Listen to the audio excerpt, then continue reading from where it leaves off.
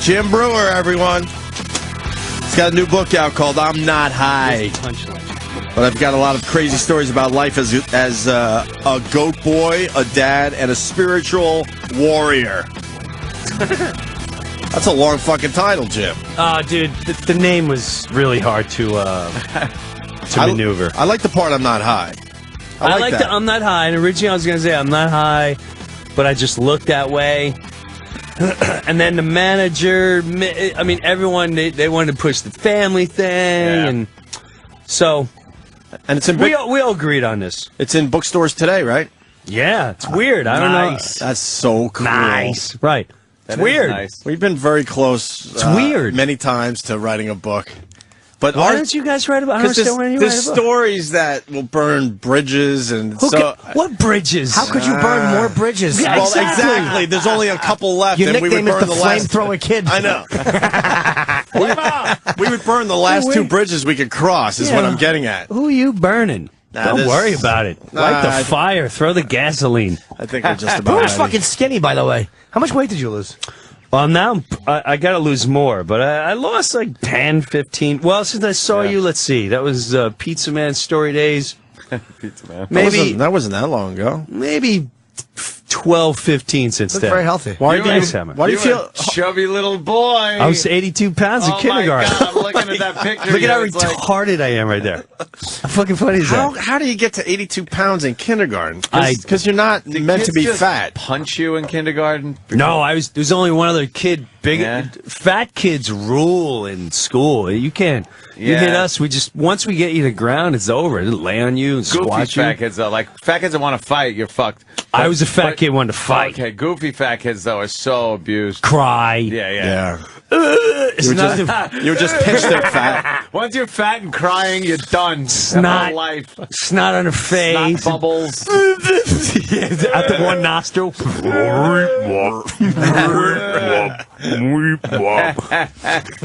What? That's funny. And they got bad haircuts.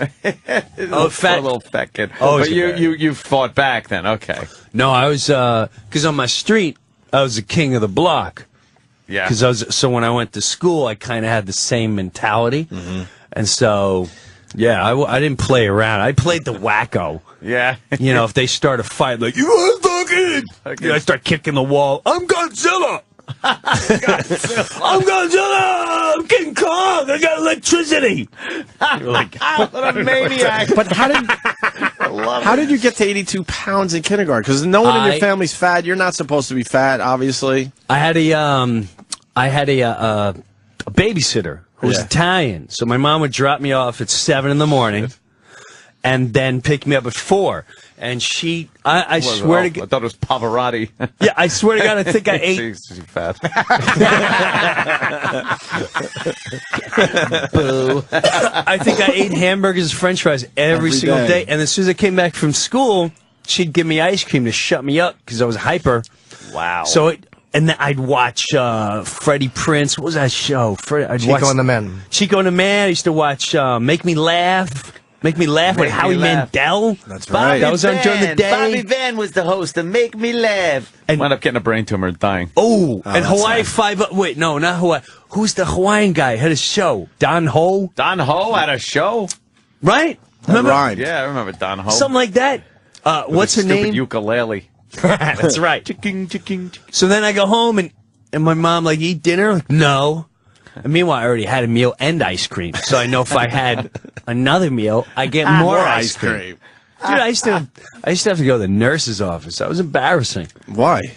Because the nurse would come. I was 82 pounds in kindergarten. Wow. And I broke 100 in second grade. So that's crazy. So the only thing going for me was Sally Ann Costello was fatter. And Noel Garzon. So once they start hitting on me, like, well, Noel's 120. But the nurse would come, and she's like, James Breuer, Noel Garzon, and Sally Costello, come with me. And we come out, and they were like, what'd you eat today? Like, nothing. I had cereal. Yeah, I was packing, watching McCallits and Babe Ruth. I wasn't fessing up to this nurse pig. So I guess, how long were you fat till? I think I was fat ant till I want to say 14 when I discovered girls. Yeah, and like, this ain't gonna happen. This ain't gonna. Yeah, I got myself some roller skates, and we played roller hockey every day. And there were twins on our street. Yeah. When I said twins, I mean twins. Twins right across the street, and they had a pool. So the first couple times everyone go in the pool, I realized I was way out of order. You can't be peeling that shirt off and looking all cool. Funny. Right. I'd make the big loud noise off the side, like, when I kick off the side above ground. So I realized, oh man, I gotta tighten up here. Yeah, a little bit. But so that's the twins. That's when it happened. I got rid of my tits. No. Now, Jim, got rid of your tits and got to grab onto someone else's. That's right. Very nice. That's right. I read this book in 2 days. I loved it. Damn. So I don't know I don't know where you want to go with this, because I mean, there's a lot of great stories in there. I don't care. So, well, I told these guys that you were supposed to be aborted. Yes. How funny, which comics loved. They're like, you're supposed to be aborted. I think you were. Doesn't that mean you might be born retarded? Which obviously you still are. What I like about the story, though, I'm sure there's a lot of people that were supposed to be aborted, but they don't know about it. Your mom openly talked about it. She tells me. She told you and everyone that would listen that you were supposed to be aborted. I said, this is when I get my mom. She must have been wasted all the time. She would go, I went to the doctor, and I said, I have terrible gas. And he said, you're not pregnant. And then 5 months later, I was dancing with your 5 months. She had no idea. How do you not know you're pregnant? And she said, I felt a kick while I was dancing with your father. And I went, oh, that's not gas. And they all said because of her age, she should abort the baby and get rid of the baby, and we'll give you something, we'll get rid of that sucker. And as my mom said, something told me to have this child. Just have the child. And she probably back then really just wanted to clamp onto my dad, take his whatever money he had left. But another obligation. And she obviously was partying and stuff because she didn't know she was pregnant. No, most girls will slow down the partying a little bit because they're like, oh shit. My dad was her fourth husband. So, oh, okay. If there is a fourth husband, I didn't even know they were married until like 10, and I went, Where's your wedding pictures? There's no wedding pictures. Oh, no. Where's your wedding pictures? And then one day they were watching TV and they're like, oh, that's the guy who married us. And I walked in and they're like, Judge so-and-so of Valley Stream, Long Island today wins an award for, most garbage cleanup. And she's like, yeah, he married us. So I still this day, I don't know what happened. What kind of marriage? I just assume my dad was a bartender, who was, I think, still married, but going through a divorce. He was a raging drunk, from what I understand. He not a mean drunk, but a World War II still in the jungle drunk. Sure. Old school. An old school drunk. Right. Let's go out to dinner, and while the waitress is going, today's special's inside, he's here, and todo mokai, nana.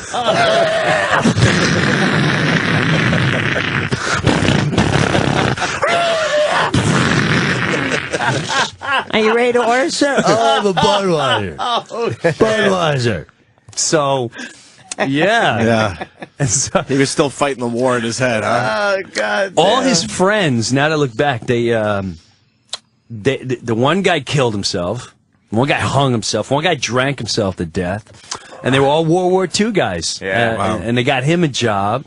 2 of the guys had heart attacks, and they were all like our age. Wow. Just our age, coming back from the war, and that was it. Had too much. They saw too much. There is no Dr. Katz going, So, tell me about these images you have in your Yeah. head. Do you feel guilty of watching another man's skull bleed to death? Yeah, then it was just like, you did it, you come home, now you live your life with your young lady. like, go back! bang and start kids. Forget where you just came from, people. It's America. We'll give you $100 in booze. Today we're going to have a VFW hall to celebrate these great American heroes. And they're all fucked up. Yeah. Hey, Georgie drank himself to death, but he's an American hero. Fuck Russia. Holy fuck Nazi Germany. That's so true. You know? You're so right. Yeah. You ever go to the VFW hall with your dad? Did he go to those places? I did. You know, I used to love going there with my dad when he was alive. Me too. And he went to a. They were so fucking racist. Holy! Well, that's what. But they didn't know any better. I mean, that's all they knew. Old school racism. Absolutely. There was a Polak there, a black guy, a Jew, an Irish, an Italian, and they just beat the shit out of each other all night long. How many Tuskegee Airmen does it take to tar a roof? Nope. They loved it though. Hey, Leon, come here. I want to touch your bird head. That ain't funny, Jimbo. That ain't funny. Quiet, Spooky. Yes. Hey, Jewbag, I'm buying a house. Can you help me out? And here they come, America's troops leaving the ships that were just in Europe, coming back to the United States to their loved ones that I'm sure they will beat with their fists if dinner is late. Yeah, as soon as this celebration's over. Here they come. It's a horror show. Here they come. Here comes the first one. And and he's puking over the side with a bottle of bourbon in his throat. And his penis is hanging out. An obscure scene, however, a true hero. James Smith has just got off the boat, and he's walking by a Japanese restaurant. He's now killing everyone inside. What a great day for Odd Nation. Still saying, go get him, boys. Brewer's so right. Just buy a nice little house in the suburbs. No help. Just forget about everything you saw. Hey, listen, all that killing and murdering and all that jazz and all your friends getting blown to pieces, don't worry about it. Yeah. You did a good cause. Go have a cocktail. Well, he still has blood on his uniform from his best friend's brains. But he's supposed to just go to the bakery and go to work. Hey, read the local newspaper. Look what's going on in the box office. Let's hear the latest on Lindsay Lohan. Welcome back from Iraq. We really care about your cause there in Afghanistan. Hey, Tom Cruise has got a new movie coming out. How about that guy? And his new car. God bless America, where we put everything important right up in front of the news. You have no legs, but Elliot Spencer's got a new show.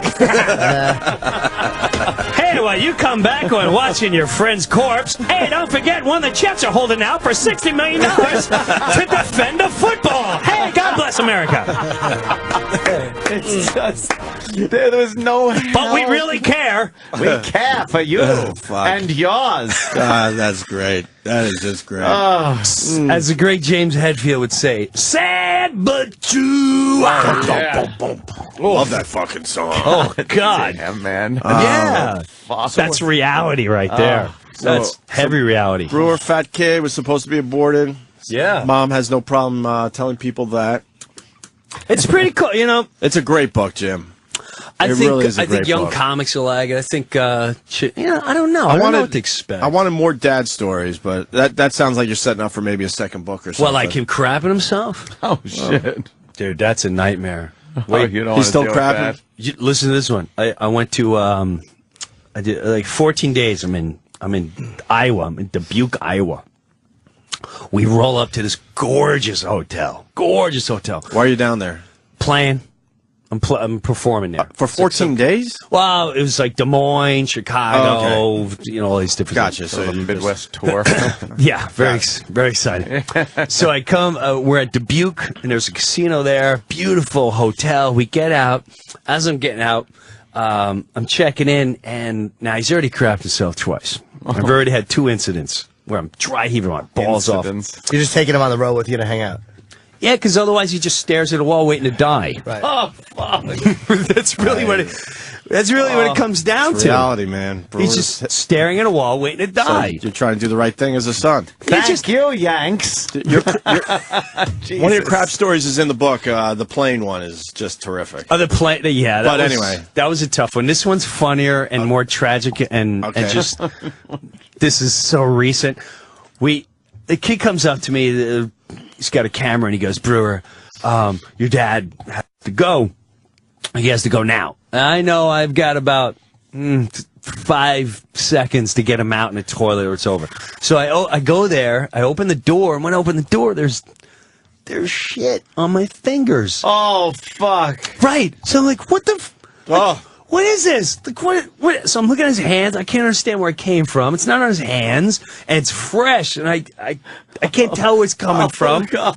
So I pull him up, and as I pull him up, I put him in the wheelchair, and I'm looking, I don't see nothing. So I roll him in. It's a beautiful hotel. I mean, it's businessmen are all having their meeting, and they're drinking wine. It's like hot cocktail hours. I get in, and as I'm checking, I can smell it. So like, oh man, I see people looking around, and I look at him, he's got shorts on, and I don't know how I missed it, there's clumps of dung just hanging at his shorts. So, yeah. Are we supposed to laugh? Can we You have to. How can you not? Bad. So I roll him to the corner of the room where no one could see him. I'm like, Dad, you don't fit. I feel it's like a dog when they're 15. It's just tragic. So I'm scooping out his poop with paper towels. I'm dumping the garbage. I finally get him upstairs and I'm showering him up. But when I went downstairs, where I took him out of the car, there's a pile that must have fell out of his shorts, and it's on the sidewalk. So, and one of the most, it's such a surreal moment in life to see like where we go in life. Like just, there's a billion flies all over this thing, and people are just staring at it and going, I can't believe someone let their dog just defecate on the sidewalk. And I'm like, man, it's my dad. It's my dad. It's not a dog's crap. It's my dad's crap.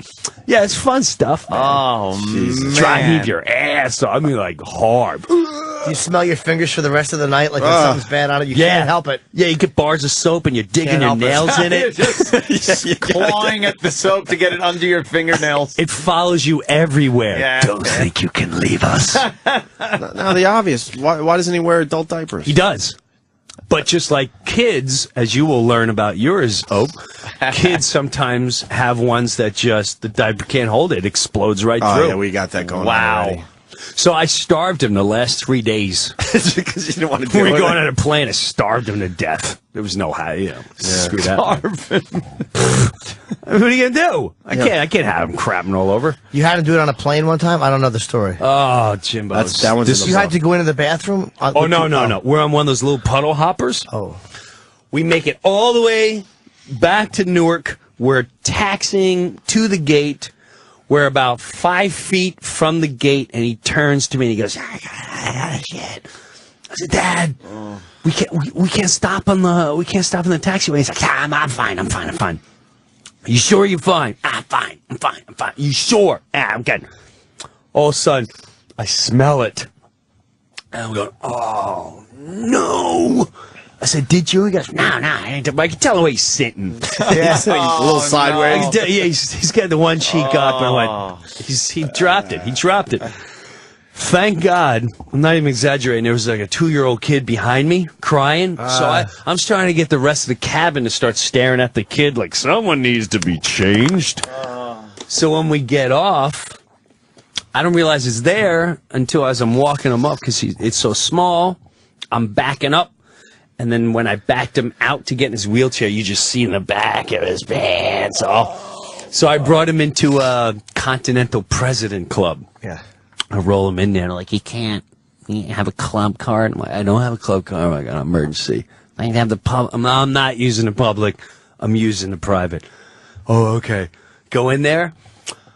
I mean, I get him in there. It looked like someone took algae and just threw it all over his legs, his pants.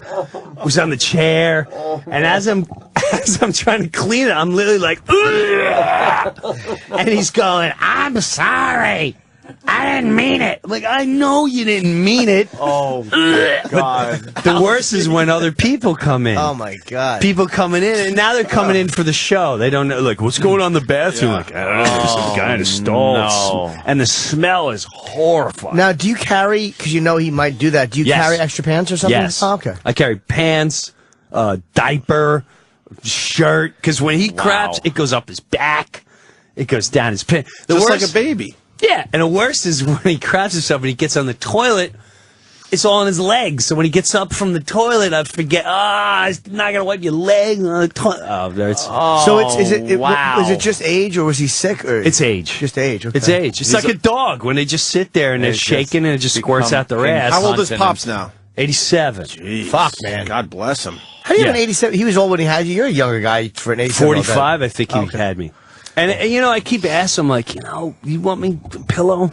Pillow. You won't even feel it. Sleeping. Middle of the night. If you ever, just let me know. Let me know.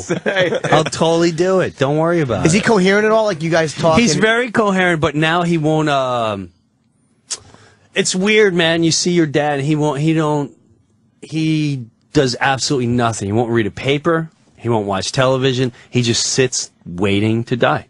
Wow. And so the only time he's coherent is when I show up. Wow. When I show up, that's it. Is he living with you now? Oh, like once a week. Yeah, that He'll was come the in for the weekends and stuff. Yeah. And my mom wanted him back. Like, I want my, bring him back here. Which is, she just barrages him. Oh. As he craps, which he feels horrible for, she's like, "You're disgusting! You can't see this coming, for Christ's sake! I'm not cleaning shit or I'm gonna poison you!" Yeah. So she's no help. How old is she? She's 85 and she's blind in an eye.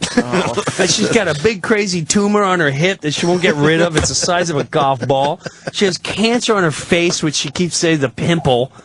I'm like, Ma, you got cancer on your face. No, I'm not going to the doctor. Let it take upon my face. It's horrifying, bro. It's horrifying. Wow. Yeah. She's got this big red spot on her face with a black tip. I'm like, it's cancer.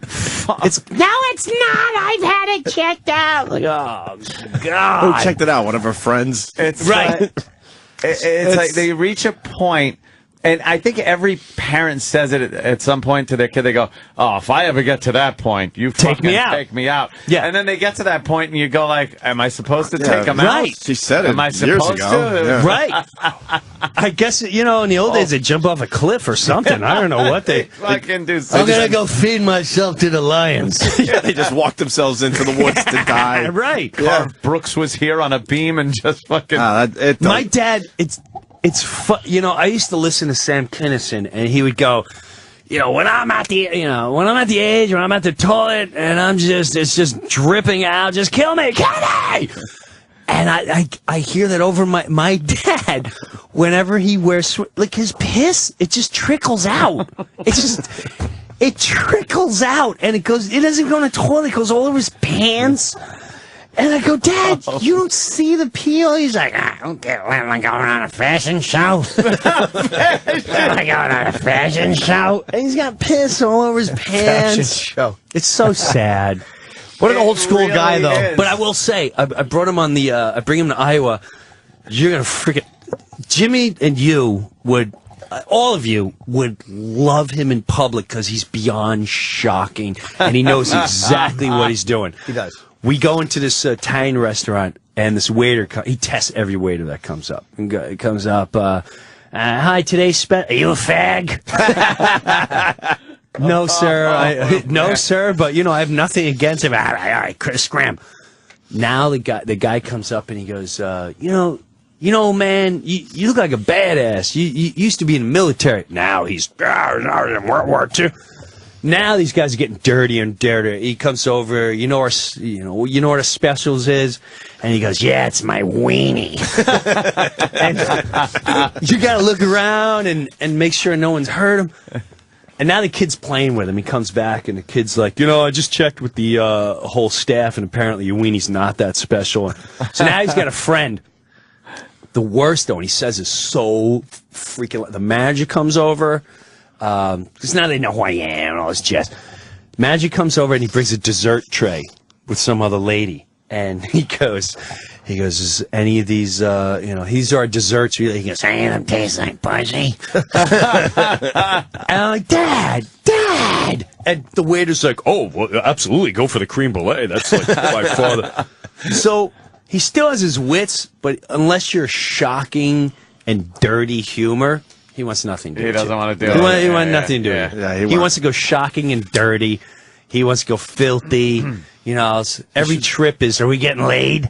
Dad, what are you going to do? I still got a tongue. Dad. So he has that wit about him. He's still a guy. Yeah. But if you ask him what year it is, it's 1986. Oh, really? You're good enough, close enough. That's it. Yeah. Cares. I had to get him out of the hospital that way. They kept asking him. This is what he said. They say, Mr. Breuer, how you feeling? Terrible.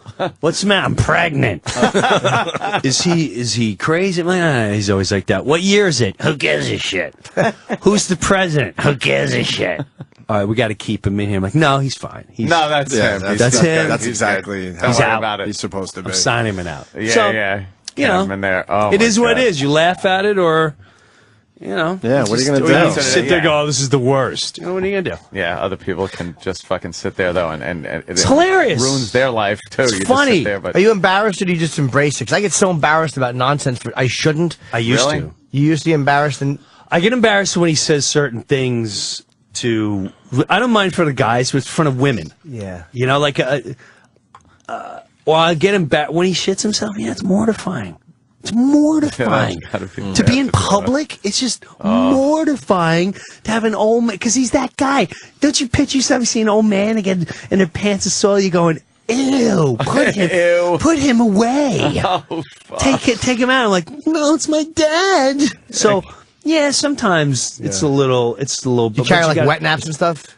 Like I bring a hose, Jimmy. Wet naps don't do the job. You're on gonna that be thing. the greatest son of all time. Yeah, I'm a bad son. I don't know if I can handle that. To that extent, I've done some shit. If you see that look, well, you won't. Yeah, my dad's gone now. If you see that look in a relative or a close friend, just that look of, man, I'm so sorry.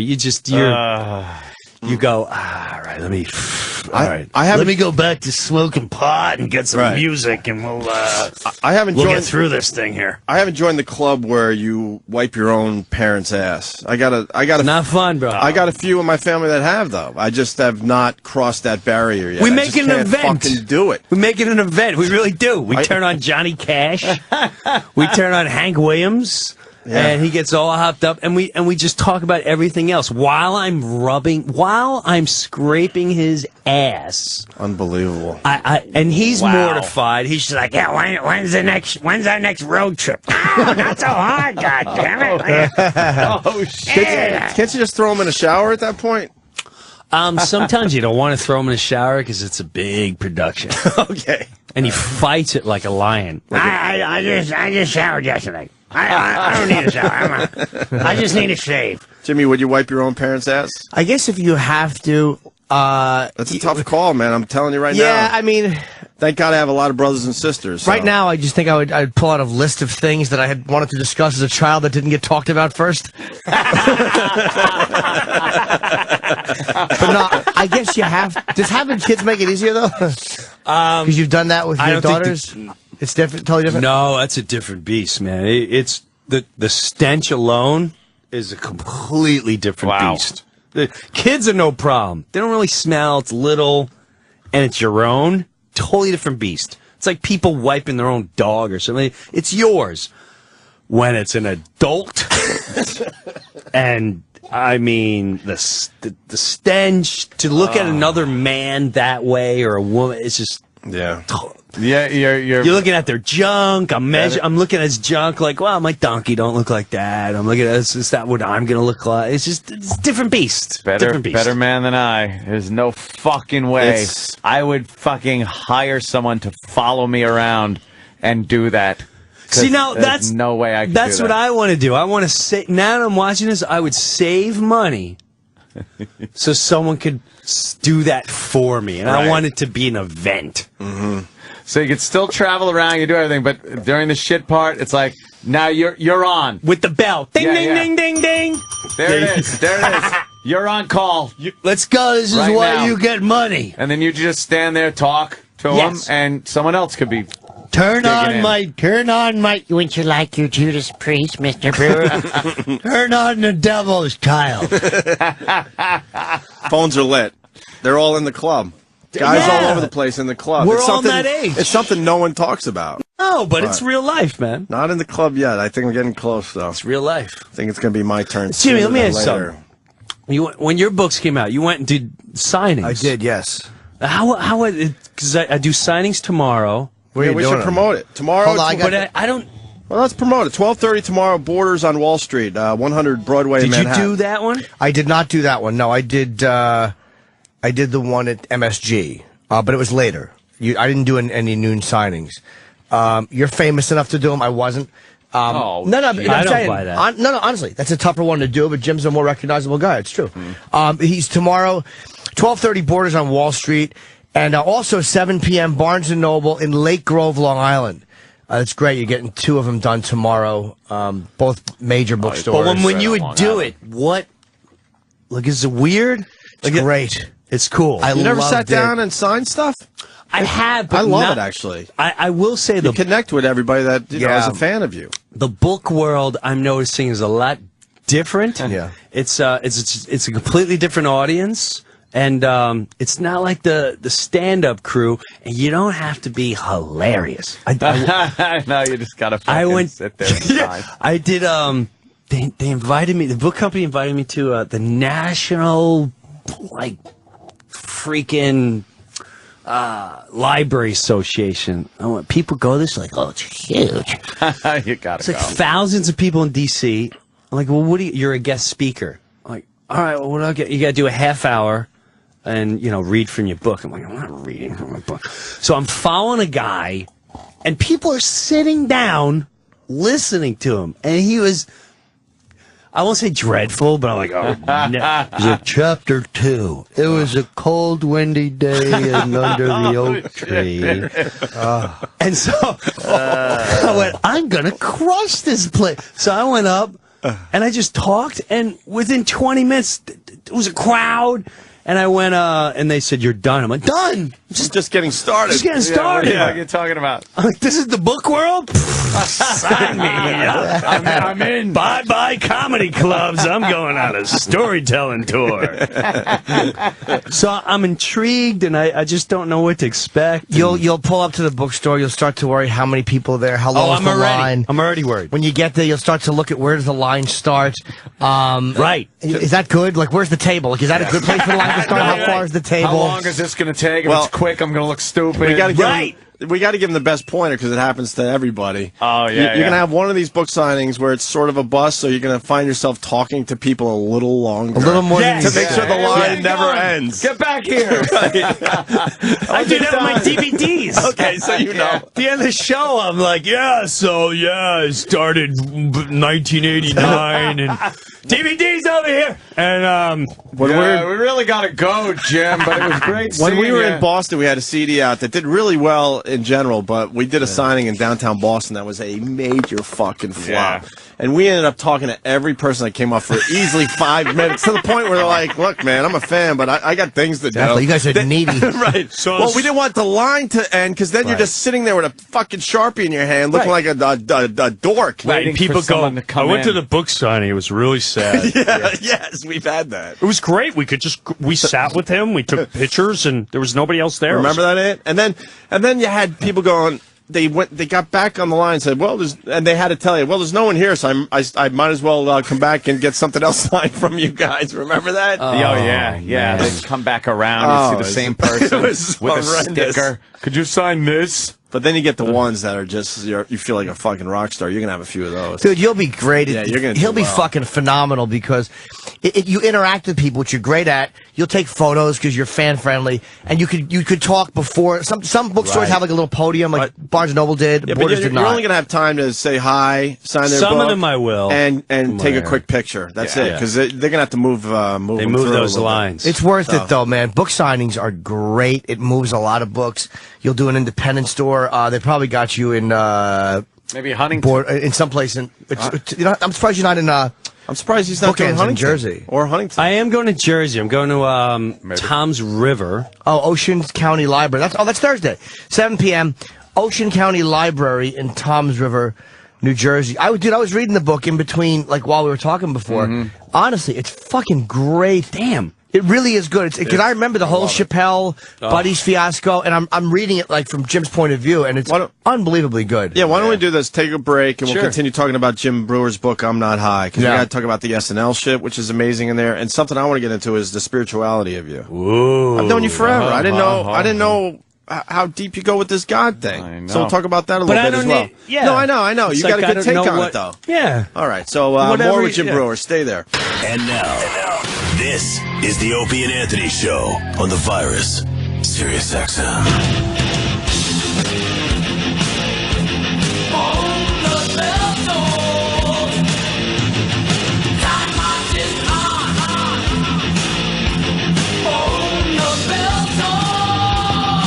It's my first Metallica song. This was the one? This was the one that brought me in. This is the first one. My friend Phil said, "Listen to this." And you're like, oh, this is good shit. Yeah, and that's what happened. Now, you're a hardcore Metallica fan. Yeah. Where are you at with the Black Album? Because a lot of hardcore fans Black Album? As in Sad But True and all that? Yeah. Unforgiven and Wherever I May Roam. I think Sad But True is one of the greatest songs ever put out. Fuck yeah. Yeah. Wherever Their I May Road Roam is song, right, too. right Wherever I behind May that, Roam too. is one of the best lyrics for Road. I love where I'll redefine anywhere. Some people are just like, the Black Album, that's when they sold out, man! Sold out, man! Well, it's a great album. It's a great album. Great album. I love the last song, Struggle Within, which got no airplay. That's one of my favorite songs. Struggle Within. Struggle.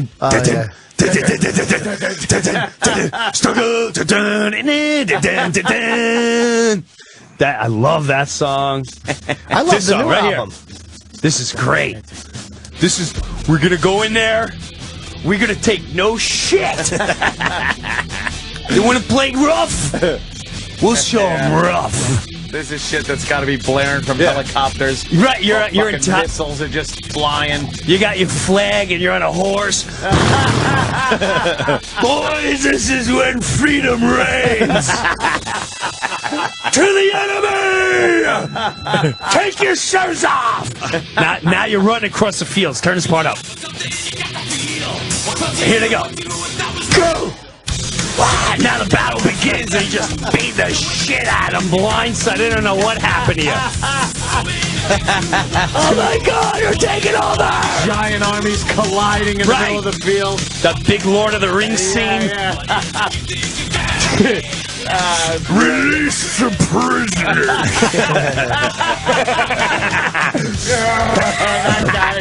That was the best scene ever. Release the prisoners. And he starts tossing their heads. Yeah, that guy is fucked up.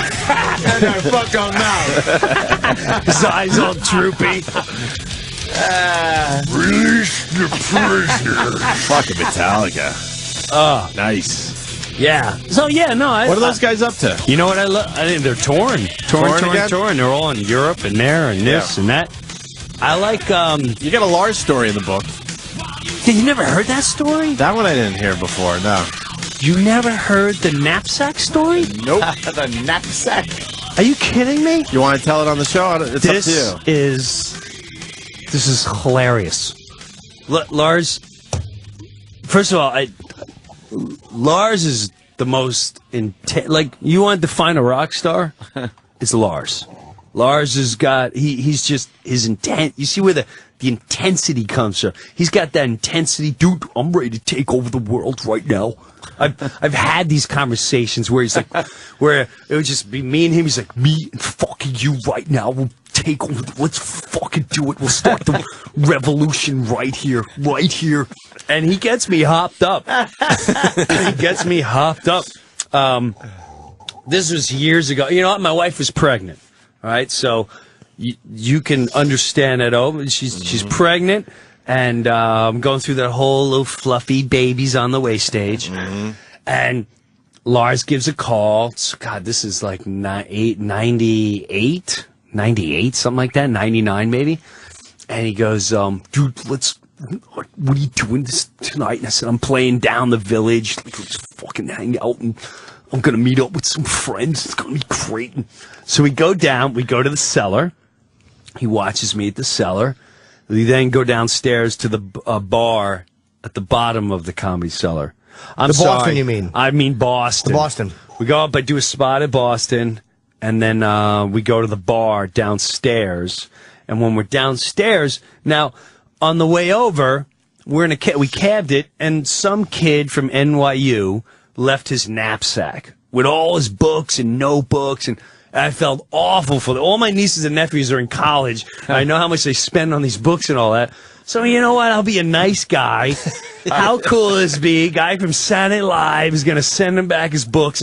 Well, this is a thorn in Lars's ass from the minute I get it. From the minute I get it, he's like, dude, what are you doing with the fucking nap? Get rid of the fucking knapsack. It's ridiculous. You look like a fag walking around with this fucking knapsack. So I'm walking around with this thing. I said, I'm going to give it back. Why does the knapsack bother you? It's fucking stupid. Fuck that guy. He's irresponsible. Fuck him. It'll teach him a lesson. So we're now downstairs. Now, I'm like, what a great guy, hero. I've hung out with him a couple times. Well, it's the first time I really partied out in public with him. And this kid comes up. He obviously knows who Lars is, and he's walking. He's like, dude, can I have a cigarette? Can I bum a cigarette off you? That's his approach to the hot chick. Hey, can I bum a cigarette off you, Mr. Rockstar? Lars turns around, and he goes, dude, did it ever fucking occur to you that sometime tonight before your evening started, you would fucking be engaging in cigarettes? No, I work hard for these fucking cigarettes. And I'm going, and the kid's looking at him like, are you like, what's your problem, man? What's your problem? So I'm like, Lars, it's cool. He's like, dude, it's not cool. Don't fucking go buy your own cigarettes. Well, whoa, Jesus, that's intense. This is not what I intended. I've never seen that reaction from someone asking for a cigarette. So, I mean, he must get it all the time or whatever. So, I said, let's get out of here. Because now this kid's with like 8 friends, and they went from Metallica rocks to, dude, we'll take you. We'll take you, you little punk. And then that fag with the knapsack, we'll take him too. So we leave. We do a shot or whatever, and we leave out in the street. He tears the knapsack off my back.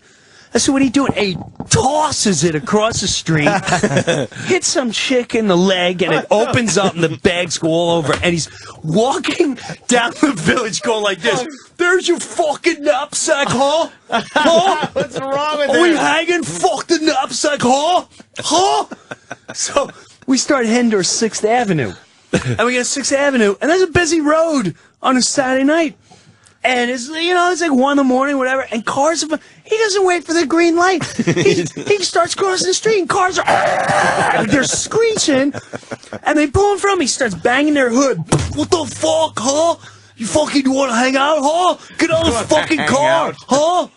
I'm like, Lars, what are you doing? Chill out. And he keeps getting in my face, go, we hanging or what? So now he, like a rock star, he's walking over parked cars, like stepping on the trunk, walking over the tops and the hoods, and then hopping off like this is it. I went, I don't know if I could live up to this. I talk a great game, but I don't know if I can live up to this status. That's a whole nother story, This is a whole different beast. I can't. So he brings me to this private club, and this is when it was, we go to this club, and it was like, it's on 7th Avenue somewhere, I don't know where, and you have to go up the stairs, and it's really dark, and they know who he is, and we get up there, and if a bomb went off in this room, half the music industry would be collapsed. Really? Wow. It was Dave Matthews, one of the Backstreet Boys, the guy who wears the cowboy hat, which Backstreet Boys back then were huge.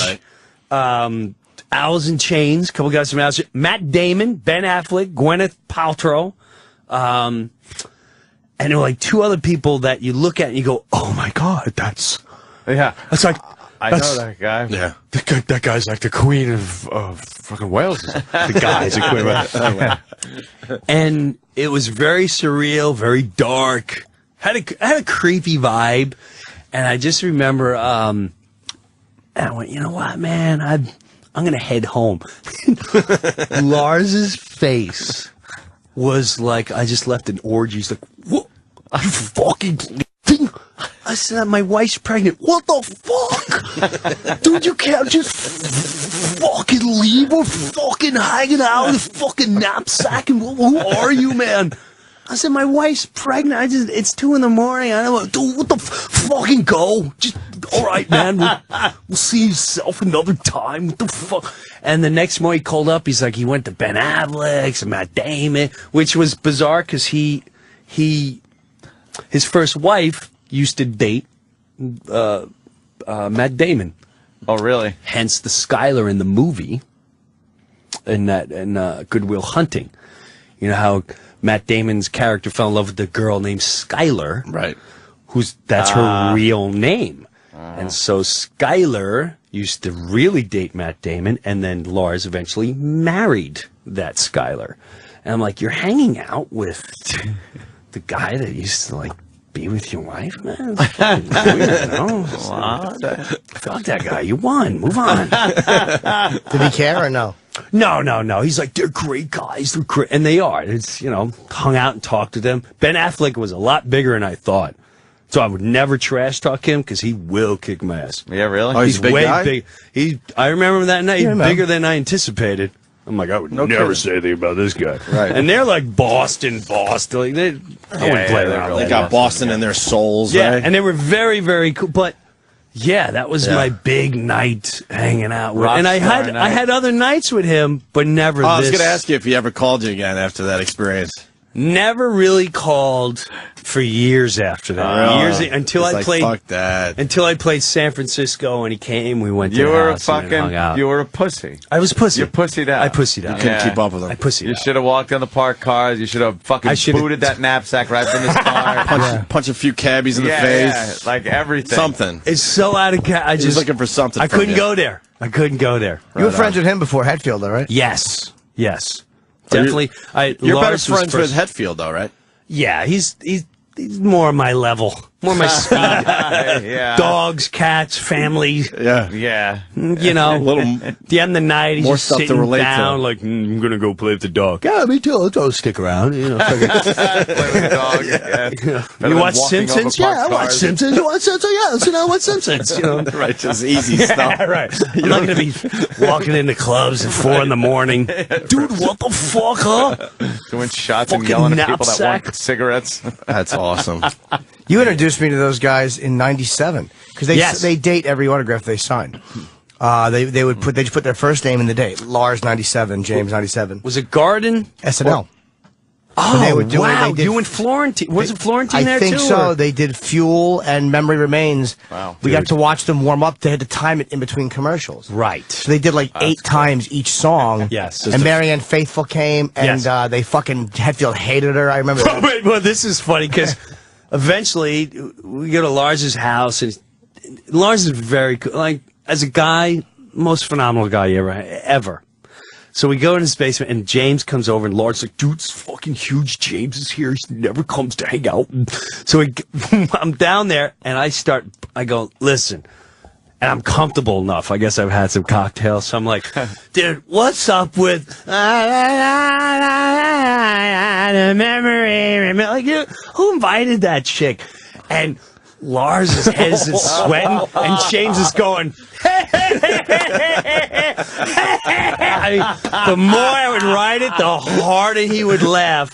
And then I realized, like, oh, I guess that was Lars' And Lord's like, idea. dude, she used to date one of the guys from the Stones. I'm like, yeah, exactly. Yeah, Marianne Faithfull. Mick Jagger was Stones. fucking her. Yeah, who cares? Who cares? She fucking. I hate that. I liked that at the end of Memory Remains. I liked it. I really. Stinks. No, it's good. It's great. It stinks. Not my favorite. She's lovely. She did a lovely. Hated that. She did a lovely version of "As Tears Go By." Please, she's a lovely lady. I liked that at the end of the song. It was just weird. She just wrecked it. Wait, Yeah. was Lars kind of what's the word? Deferential to the Stones? Yes. It was very. He's so fucking funny, he's geniusly tapped into me. Like music is an art to him. Would he have acted that same crazy way? I think if he's walking around with Charlie Watts. What do you think? You would have been a little mellower.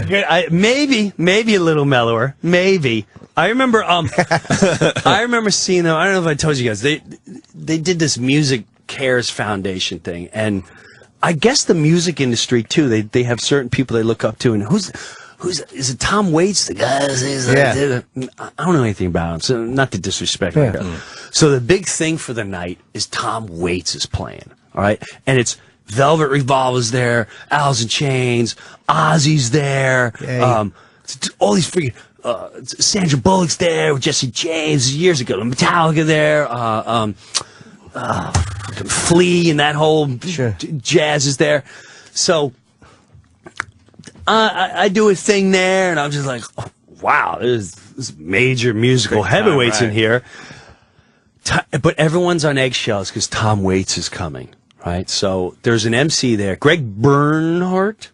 Greg Bernhardt. He has a show, right? He had one. Greg Bernhardt. Yeah, I think he was in the building yesterday, actually. Okay, yeah. Glasses, right? He's hosting. I have to say, he did phenomenal. Because when he was hosting this, I went, "Good luck." Yeah, he was phenomenal. So he's hosting this thing, and now they go, "Ladies and gentlemen, Tom Waits," and he doesn't come out.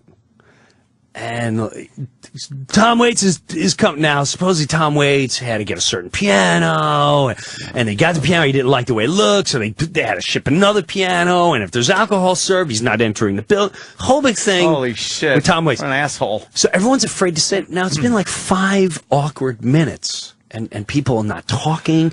And Greg Bernhardt comes out. He's like, "I swear he's going to be out." Who breaks the tension? Ozzy. Ozzy goes, "Well, come on, Tom. We ain't got no fucking night.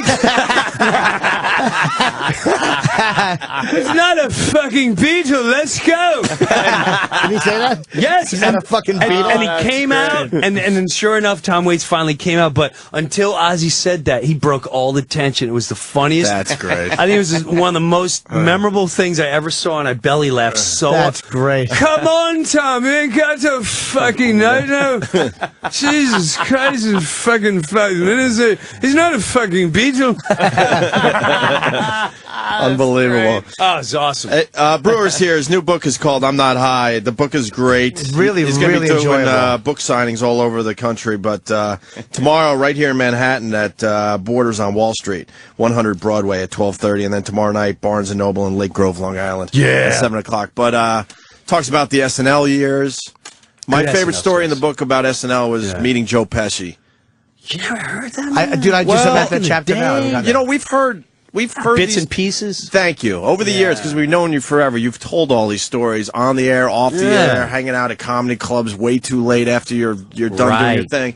But you went into detail about meeting Joe Pesci. Oh, that was. You really thought he was going to fucking whack you or something the first time you met him. I grew up with some characters, so I know that world kind of exists. And when he came in, I went from, I really thought I was going to be in all the Goodfellas movies. I really thought, and this is my door opening to, I'm out of SNL. Right. If De Niro's watching me and Scorsese's watching me and Pesci's watching me, that's my ticket. Bye, guys. I'm out of here. So he comes, I walk in, it was the most surreal moment in my life. I walk in, he's just sitting there, like just to see him. For me, that was such a, it's like, there's God. Yeah. And then there's Pesci. There's Pesci, and I walk in, and he's got the suit on. He's smoking a cigar. He's got a pinky ring, and he's got cufflinks, and he's going on. He's just staring at me, and I'm like, oh, Mr. Pesci, wow, I'm so excited. I can't thank you enough for being here. He's like, yeah, sit down. He goes, you gonna thank me for giving you a career? I laugh, and I think it's funny, and then he starts going on some gibberish talk about, of all things, Beavis and Butthead. He's like, I like comedy. I like the Butthead, the Beavis and Butthead. They're funny. And then he starts dropping some names, and like gibberish. He's like, me and Jack, we were talking the other day. Me and Jack and Bobby, we were having dinner together, and blah, blah. And I'm just like, did he just say Jack as in Jack Nicholson and Bob as in De Niro? Like, what the fuck is going on? And then he got dead serious. And he goes, are you Italian? I said, no, I'm not Italian, but I grew up in Long Island, and I didn't ask you, you grew up with Italian. I said, are you Italian? Are you fucking Italian? I said, no, I'm not Italian. And where do you get off saying Dago, Wop, Guinea? I never hear Spick or Monkey or Mick. I never hear that. But you have no fucking problem saying Guinea, Wop, Dago when you're on a fucking show? That don't. It bothers me to say that, especially when you're not a little fucking Guinea. That bothers me. And I thought he was kidding. And I went, well, it's the writers. I said, it's the writers. On the writers. Pass the buck. Nice. And he goes, you mean Frank? Yeah, I talked to the writers. So he already knew. Oh, shit, yeah. He already knew one of the writers. He goes, Frank, but here's the thing. I'm an actor, you're an actor. At the end of the day, it doesn't matter what the script says. It doesn't matter what anyone writes. It what comes out of your mouth. That's what people listen to. They don't give a shit who wrote it. So, again, it don't bother you that you say such racial slurs like Guinea, Wop, and Dago when you're not even Italian? And I just sat there like, whoa, is this really? And like an idiot, I said, you should hear what they really want me to say. All of a sudden, you're a kid. I really was. I didn't do it. I really was. And he goes, and now, as I'm saying, I'm like, no, don't say this. And as it comes out, he goes, like what? Like what? And I went, well, it's not really you. He's like, no, tell me, what do they really want you to say? What do they really want you to say? I said, it's more about De Niro. What do they say about De Niro? Now, like, oh, God, I said, well, they write a lot of jokes about him dating black chicks. He goes, now that's funny. You should say that. That's fucking funny. Now that's funny. That's humor. And then he went on this whole tangent about how his grandfather came here and he helped build half Lower Manhattan, and his family built it. I'm not an animal. You portray me as an animal. I'm not an animal. I don't walk around beating people in this. You portray me like I'm some kind of monster. You're doing a character of characters of me in a movie, and I don't appreciate the way you portray me. And I sat there and I asked him are you being serious? Yeah, and then he took it to he's like, yeah, I'm being fucking serious. Of course I'm being serious. That won't bother. It's like the family members going, oh, you gotta see this guy. He's always portraying you as a savage. You beat people up, and he goes, and Bobby, by the way, he's a little more intelligent than the way you make him. We'll do, a little bit, a little this. He's not a fucking retard. I'm going, oh my God. I really thought he was gonna, take out a contract and go, now, from now on, anything you make, you gotta come to me. Yeah. And you sign right here. And I own you from now. I really thought that was going down. And it ended with me almost, I'm not exaggerating. There's part of me wanted to cry. I really did. That would have been fucking hysterical. Did you explain this is happening on the SNL set, basically? This wasn't in a bar. No, this is in a green room. Yeah, Breuer's getting ready to go on SNL and perform. Yeah. This is a green room. This is the last thing you want to deal with before you go out there. And he says, I said to him, listen, I never meant to offend you. And again, he goes, you never meant to offend me, then you shouldn't say these fucking words. And he goes off again. I said, please just hear me out. I go, if you listen to the sketch, I listen to sketch. It's why I'm here. I said, well, I never call an Italian a name. I always refer to the people on the panel as like, what do you think? I'm some kind of... And he goes, don't fucking imitate me in front of me. I don't like that. So I go, excuse me. I go, what do you think? I'm some kind of whacked out wop? What do you... Are you accusing me? And that's why, as your character, I get mad at the other guy. And I said, you know what? I will never do the sketch again. I watched Goodfellas. I thought it was the greatest movie I've ever seen in my life. I watched Easy Money. And all the movies you were in, you're just my favorite actor. I used to imitate you as a child. And that's how I got the sketch. I was imitating you. And they said, we need to write this as a sketch. And I never, ever intend on... I said, forget it. Forget the sketch.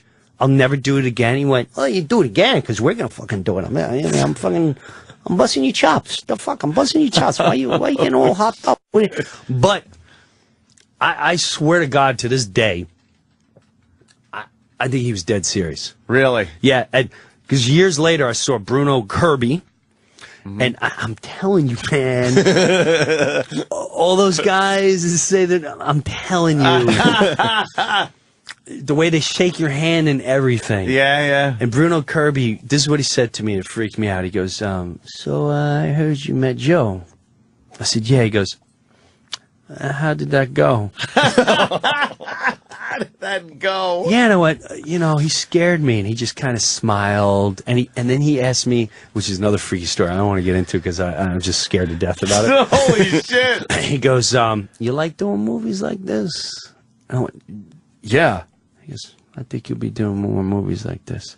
But it was that's a whole different subject. Wow, that is. And we'll spend weird, another whole man. freaking day doing this, but I'm afraid I'll get whacked. I don't even want to talk about it. I don't even want to talk about it. But, intense. dude, and then it ended by him going, which Jimmy would freaking love. He goes, "Now listen, Jim." He started calling me Jimmy and Jimbo, which I instantly was like, "Oh God, thank God this is over." He's going, "Jimbo, here's what we're doing. Here's how it goes down. You tell me how to do the sketch, and then I tell Bobby. Bobby ain't doing no dress rehearsal bullshit."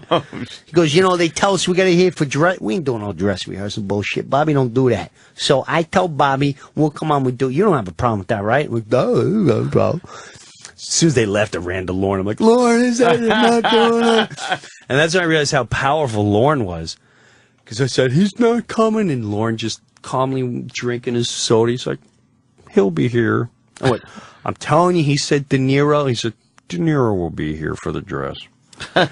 And he held out all the way until the sketch started. When the sketch started, I looked over.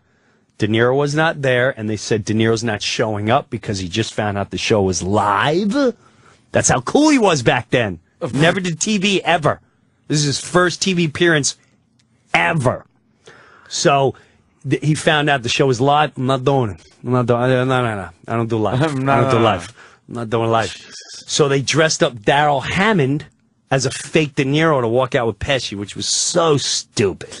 So they were going to have a real Pesci, fake De Niro, talking to me, the fake Pesci, and Colin Quinn as a fake De Niro. Yeah. And when the sketch started, I looked over to Daryl. I went, "Daryl, please tell me he's here." And he went, "I'm sorry, he's not here." And so we started the sketch. It's a good Daryl, by the way. Is there really? Yeah. I don't know. Good his soul. Yeah. And I was depressed, and I felt bad for Rob Lowe because I gave him nothing, and I half-assed the sketch. And I went, "Oh, and that's it. That's a joke." And all of a sudden I heard, and I turned around, and I saw the famous hat and the look, and De Niro and Pesci standing, and I got chills just thinking about it. And I just remembered him. He smelled like wine. He reeked of red wine. And he never blurred his line. Every time it was time for his lines, it would just be dead air, and Pesci would nudge him. And Pesci would give a nudge, and then De Niro would go like, De Niro literally looked at Pesci, and he goes, "What?"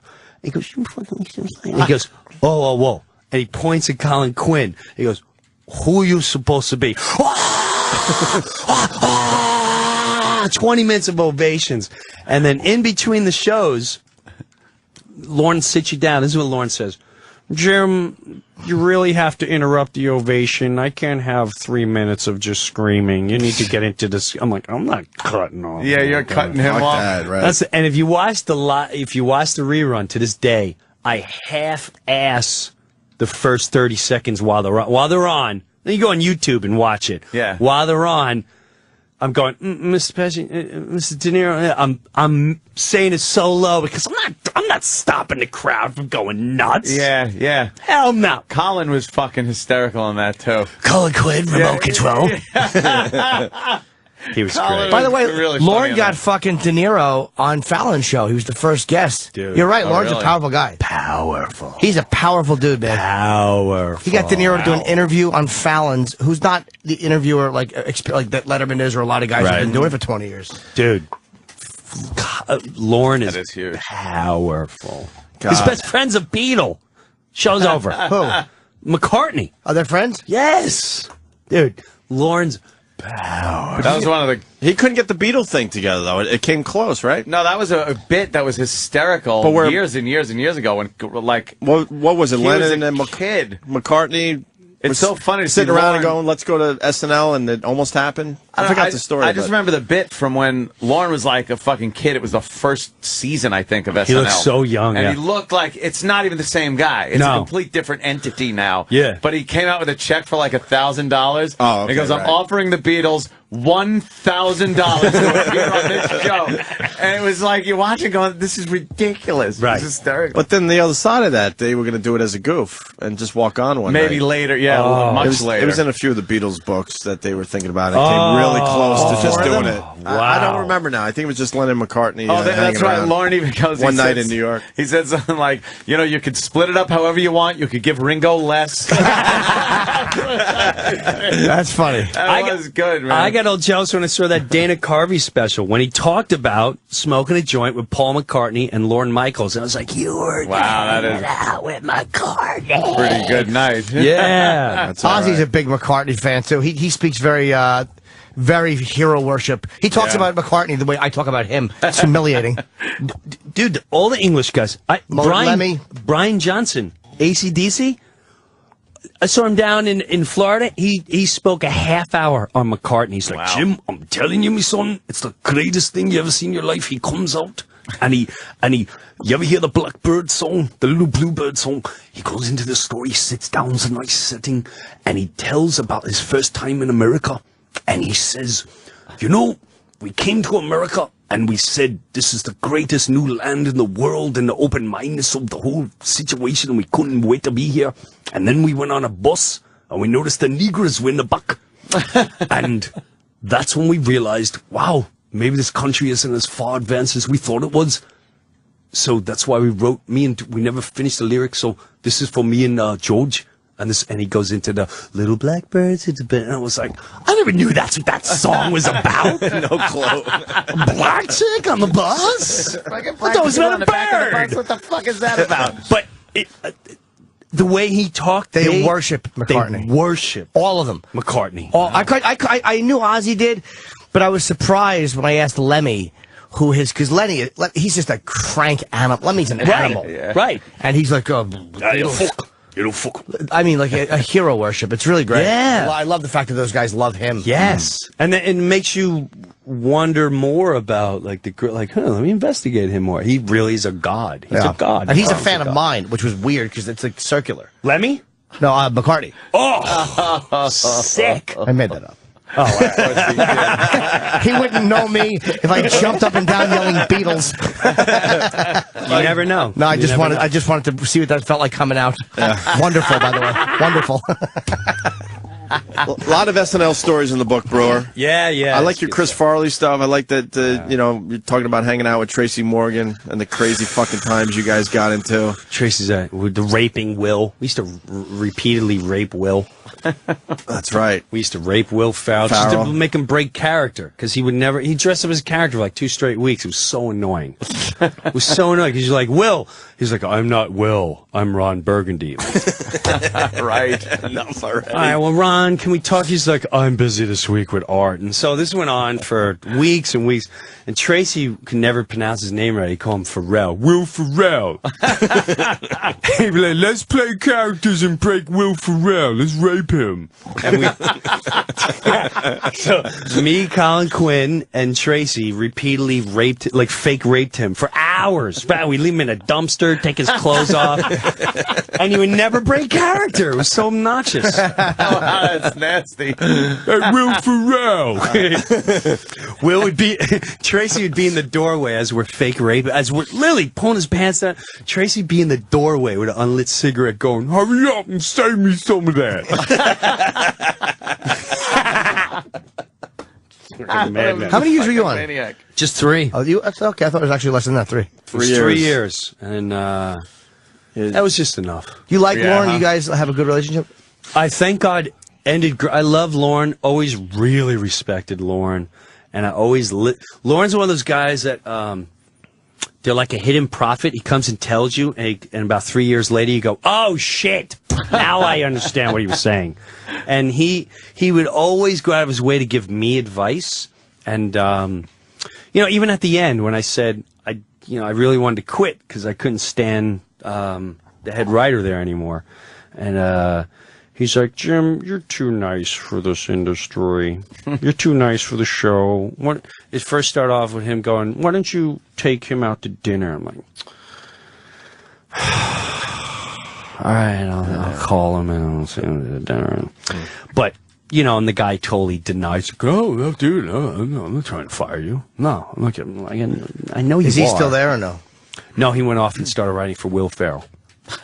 Will Ferrell. Will Ferrell. He writes for Will Ferrell. I did Colin Quinn show when he did the Monday night live. I did 2 of the 3, and we had to go in and pitch. We had to go into Lauren's office and have those meetings. So I knew who Lauren was, of course. Yeah. But the impact didn't have a big deal on me because I was never an SNL fan. But in hindsight, I realized that was a very nerve-wracking experience. Well, those 2 weeks. As you move on, you realize wow, this guy is a king. Yeah. He's a king. Be careful. This is when I realized how powerful Lorne Michaels was too. Because whenever I go to Hollywood, try to get a deal, whatever, a lot of times the first question they ask, everything good with you and Lorne? And you're like, well, what's that got to do with this? What's this got to do? They don't want to fuck shit up. He's bigger than everyone thinks he is, man. He's bigger than everyone thinks he is. When was the last time you watched a Saturday Night Live? When De Niro hosted. Really? I was on the road, and I was dying to watch when De Niro hosted. When was that? I want to say it was Fallon was still on, so I want to say it was years ago. So, and De Niro put on the elf. He dressed up as an elf, and he was like this little flaky elf, and I was howling. It was a great episode. And then Freddie Armisen, I graduated high school with. So once in a while, I would see what Freddie's up to. Wait, did you guys know each other in high school? And all that? Did. That's so weird. That's fucking that weird. is an odd little thing. Yeah. I don't think Freddie. I don't know this for a fact.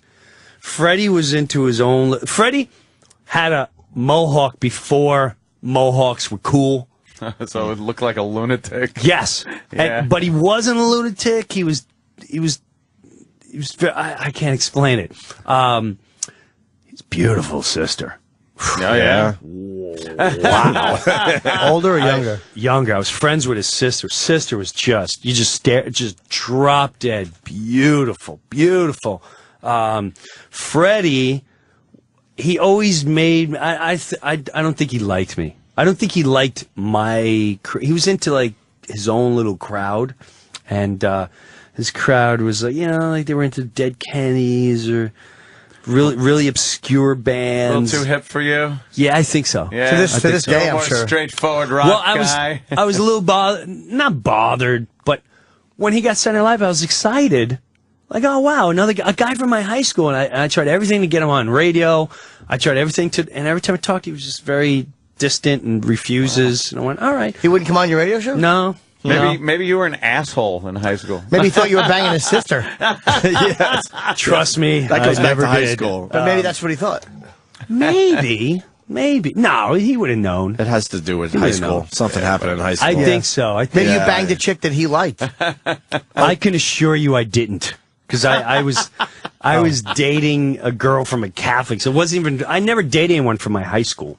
So we really, maybe it was my Judas Priest denim jacket that bothered Yeah, him. you were probably just one of God, the. you guys would have a one of lot that to talk crowd. about, too. That's So much. That's weird. So much. Really fast, Lane in Jersey, Jim's Lauren Michael's impression sounds like Dr. Evil. It is. Yeah, well, It's a the lot same of thing. Yeah, well, they've said that character is Lauren Michaels. Yeah, it right? is. Absolutely. Yeah, Mike Myers. Matter of fact, came up with Dr. Evil. Meaning, Michael Myers has never.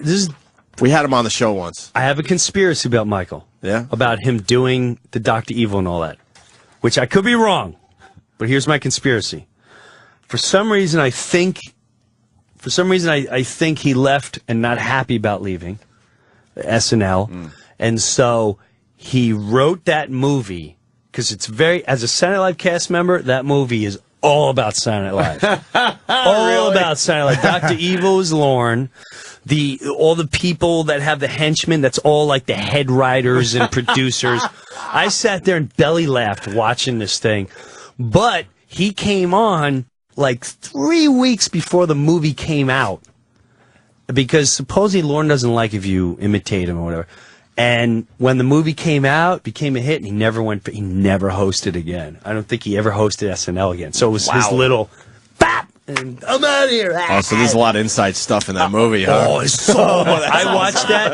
It's so It's a different movie for you, isn't it? 1,000%. To me, that movie is 100% Oh, how great is behind that? the scenes of SNL.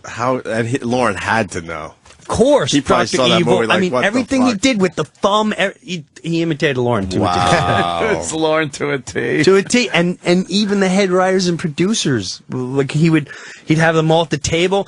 The cast members was the kid. Remember the kid who was like, Dad? That was every cast member. That represented the entire cast of Saturday Night Live. Scott. I'm telling you, Scott, that he represented the cast That's members. the first time I'm hearing that. That's great. Without a doubt. That is fucking funny, man. Before we move on from SNL, just to fucking. Yeah, I totally believe that. I loved your Chris Farley story in the book. I just love the fucking book. Yeah, I'm sounding like a fanboy, but but you texted me and you were like, I was texting you as I was reading it I know. because I needed to know who was certain people in the book. Yeah, 'cause you were like, who's this guy? And Yeah, who's he that changed guy? the fucking names to protect the innocent. Yes. Or protect the guilty, What- actually, yeah. I guess what do you have to say about Chris Farley? I mean, you don't have to tell the story in the book, but That was more of a. he was just in a bad fucking place when he came back to SNL. Obviously, Well, yeah, he came To back. host. It was very bad. I was very excited to meet him. Not meet him, but work with him. right? And everyone talked about him. He's the greatest guy in the world. He's the funniest guy in the world. And I didn't get it until I met him. And then I realized, oh, now I see. He just takes a room over. Takes it over. And he's got this tremendous, beautiful energy. He's like, oh, Jimmy. Oh, God, I've been listening to you, Anthony. Oh, my God, when you do that voice, the guy's a God. And you instantly laugh. He's beautiful. Yeah. So when he came in our room, I was thinking he's going to love me. And the first thing he asked for, he's like, Jimmy, I know you got weed. I know you got, where's the weed? And he opened up Tracy's drawer, and there was, juice. And he opened up my drawer, and he found, and back then, I'd have one hitter. So he hits that. But then he goes, after whatever he did, he goes in the office, and he starts freaking. He looked like a crack addict. And after that happened, one of the producers came up to me and Tracy, and they shuts the door, and she's like, what'd you two do? I'm like, Oh, shit. I didn't don't give me that bullshit. He's talking about you two, your new best friends, and he's gonna be hanging out with you all week. Let me tell you something. We have a 24-hour nurse. Chris Rock is here because in case there's a serious problem going on with him. You guys, if he calls you, don't answer. If he has to go out, you're not to go out. This is not funny. It's serious. This is it's bigger than you think. I'm like, okay.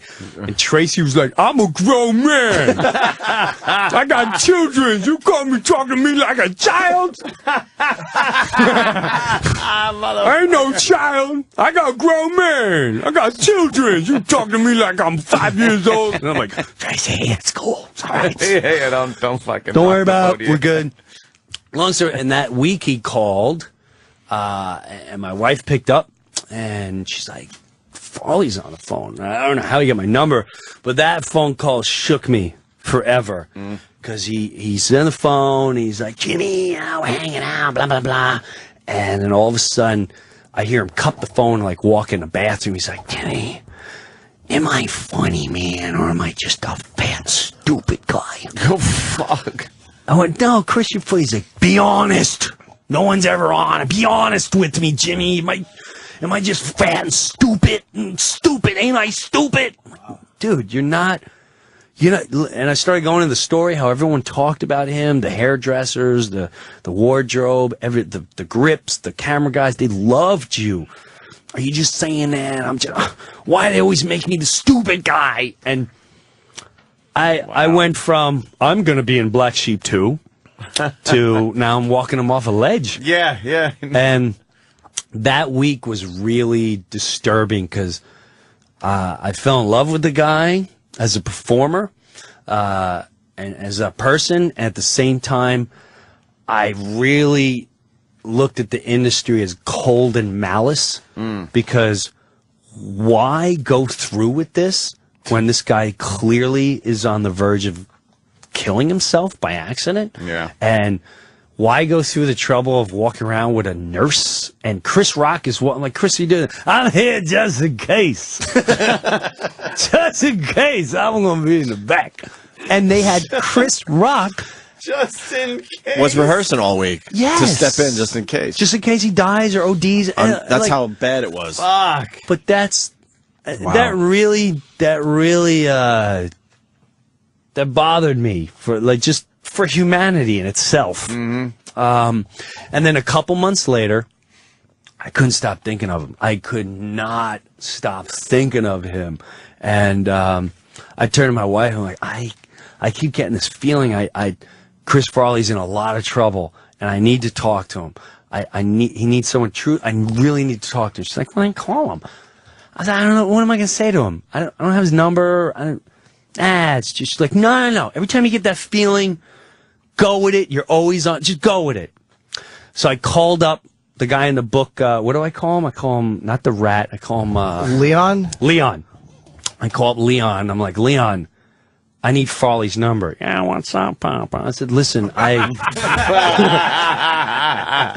said, Leon, I have this feeling I need to talk to Farley. I feel like he's in trouble. I really need to talk to him. He's like, well, you'd be a great friend, man. I'll get his number. He didn't get the number. And then, I'm doing shows. And then the following 3 days later, I'm like, Leon, the number. I need his number. Oh, sorry, man. Tomorrow I'm in the office. I'll get it for you. And then he died. Jeez. And not that I would have changed anything, but I just remember the feeling I had was, I had this feeling inside me that was like, I told you to call him. Don't ever ignore that feeling again. This feeling's here for a reason. I'm not saying you would have saved him, but when the feeling's there, it's real. Just go with it. Just go with it. And I procrastinated. I talked myself out. I thought it was weird. That was freaky. So yeah, I was like, I will never ignore that feeling again. That leads to the last thing. And I watched Star Wars 10 straight times. What? Use the Force. That leads to the last thing I want to talk about with Breuer. He's got like 5 minutes left. Okay. Your spirituality. Yeah. I didn't know you were a God guy. Known you for a really long time. Well, I've had bizarre circumstances. I never read a Bible. I've never, not a church guy. Were you baptized and all that? We were talking about that earlier. No, was never baptized. My mom had a whole big thing, the Catholic Church, Lutheran, it was fights. It's awesome freaking story. Some people might plow right through that stuff. My mom, it's a tremendous freaking story. Yeah. But, I've had times that freak me out. Yeah, my brother, a dumb one, not a dumb one, but there's when my brother died, some people say it was a dream, some people say whatever, and that's fine. We don't know what it is. The day we buried him, I went to go take a nap, and fucking he completely comes, and it was only about 10 seconds, but he started talking to me, and we started talking, but his mouth wasn't moving. We were just like communicating, and he said, listen, look after my boys. And again, through the communicating, I can tell from his energy something was going to happen with the boys, and there was going to be struggle within seconds, but they were going to be okay. And he went, they'll have their moments, they're going to struggle, but they'll be okay. He goes, just check in on them once in a while. Be around them. Don't worry about mom. She's got you. And don't worry about the rest of the family. And then he was leaving, and I went, whoa, Eddie, what about you? What about you? And he's like, I'm super. And what was more bizarre was, holy shit, 2 weeks before this happened, my mom, my oldest brother, Eddie, who died, his father was killed in World War II and never got to meet him. So he was overseas while my mom was pregnant with his child and had him and blah, blah. My mom had a dream that she's like, if Lefty, she called him Lefty, if Lefty's lying, I swear to God, I'm going to slap him when I die. I said, Mom, what happened? She's like, he came to me, and it was in a tunnel, and it was raining, and he said, it's time for me to be with my son. And when he died, she's like, that bastard came to me and told me he was taking him. Holy shit. Yeah, man. And it was one of those like, holy shit. Wow. Yeah, that's and fucked so, up. Dude, I got a million foot. Now, on a different level, his sons, now I've had myself, I put the burden of, I want to make sure that there's, two of the sons weren't talking for a long time. And it was just beyond tragic. These boys were all-American football players, community guys. Father dies. This kid's drugs. This kid's one's drop out. It fucked the family up. Fucked them up. Now, we're in North Carolina, and I'm dying to get the boys together. And before I left, I saw the oldest son, and he's like, my brother, da. And I said, well, your dad would hate, dude, it's just, you're going to have a kid, he's going to have a kid, just, you don't know how important it is, just whatever it is, get over it, blah, blah. So I got the other son down in North Carolina. This is fucking weird. The mornings, you would know Ope, you get out and you get the sun coming. He goes on vacation, same place I do, Outer Banks. Which I just fucking rules. I got up before anyone would get up. Yeah. And I'm looking at this fog, and I start praying. I'm praying. Pray, whatever it is. I went, God,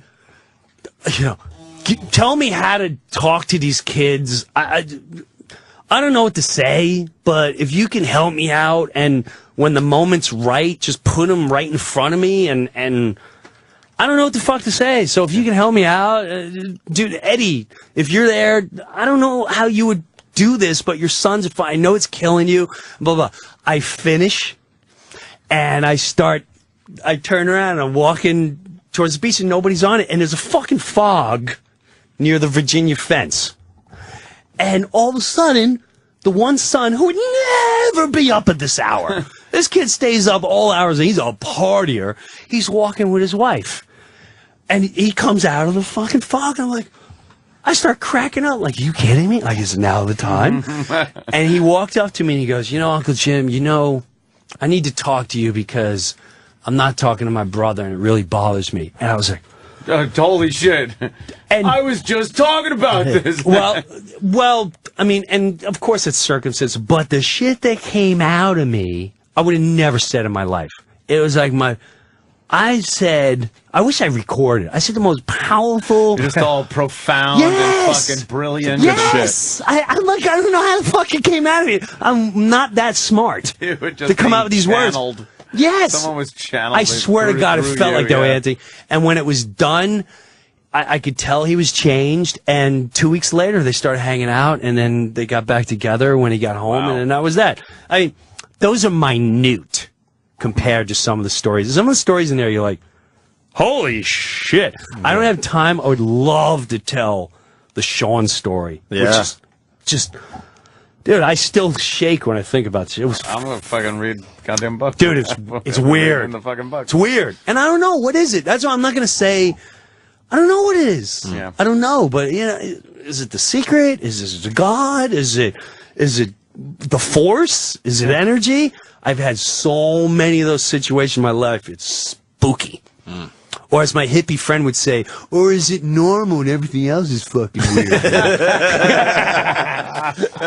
Yes, the monsters are beating her fave down, man. That's what's going on. We're just getting started, but unfortunately, Breuer has a 10 a.m. photo. Yeah.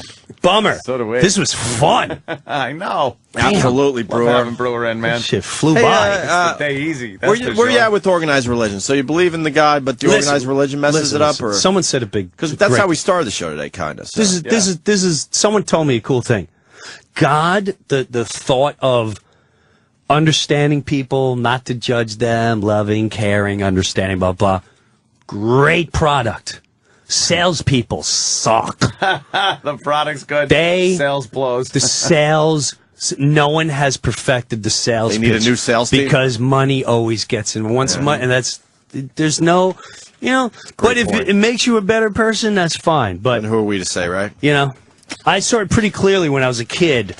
You know, and all the little Catholic kids and the Protestant kids that courted me to like, you don't go to church, you're going to hell, and you name one verse in the Bible. I don't know, dude. You got to say 20 Hail Marys, or you go to hell. Really? Is what that you what's guys- important? Yeah, like what are they teaching you? What are they teaching you? All right, we got to get you out The of here. book- Book is, rock. hold Thanks, on, I'm man. not high. Jim's doing a signing today. I mean tomorrow. I'm sorry. Tomorrow, 12:30, Borders on Wall Street, and 7 p.m. Barnes and Noble in Lake Grove, Long Island. It's fucking great. This book. There's man. a million stories we didn't even get to. Him hanging out with Rudy Giuliani and. I'm more touched when Jimmy says it. No disrespect. Oh, no to you guys. worries, brother. But Please, he's a published no, author. comics are very harsh critics. Thank you, buddy. Very harsh critics. All right, You're Breuer. assholes. Thanks. We'll see you soon, buddy. Thanks, man. The book is in your bookstore right now, Jim Breuer. Yeah, man. I'm not high. Taking it with me, and I never take the books home. Well, you don't know what to do with them. I know. You hold them upside down like an idiot. Prop up the table legs with them. Yeah. What are you promoting, Jimmy? I just have next weekend, next Thursday, Friday, Saturday. I'm at the casino, and Anthony will be up there. Foxwoods. I'm coming up. 14, 15, 16 is Foxwoods, and I'm leaving tomorrow afternoon to go to Leno for Friday. Nice. What are you doing on Leno? I don't know exactly the segment. It airs Tuesday. Look at you. Yeah. Big star. It's all packed up. Jim Norton, a big star. Oh, I'm packing. Believe me, I do it. I'll say It's you are. packed up. do it. I'm packing. He's packed and ready to go. Yes, he is. Me too. 1 minute. We filled our obligation. No, it's 10 o'clock. Once again, Oh. we fulfilled, We filled our obligation. I'm up 10 a.m. I have a meeting with the accountant. Oh, that should be fun. Yeah. Thank God I made it a little later so I could take a little nap ski beforehand, but Now we need thank yous because now we're going late. that's just always. We just did 30 seconds extra That's radio, true. Sam. That's true. I expect thank you notes from Thank you everybody notes. around this fucking place. Entire staff. All right. All right, gentlemen. So we'll do this again tomorrow. Yes! That's what we say now. We didn't get to the Andy Rooney, but we'll do that first thing tomorrow and more Jocktober tomorrow. And anybody coming on the show tomorrow? I'll be here. You're not. Get You're a just haircut. Sam. Oh. You're disgusting. No one? No guest tomorrow? No. All right.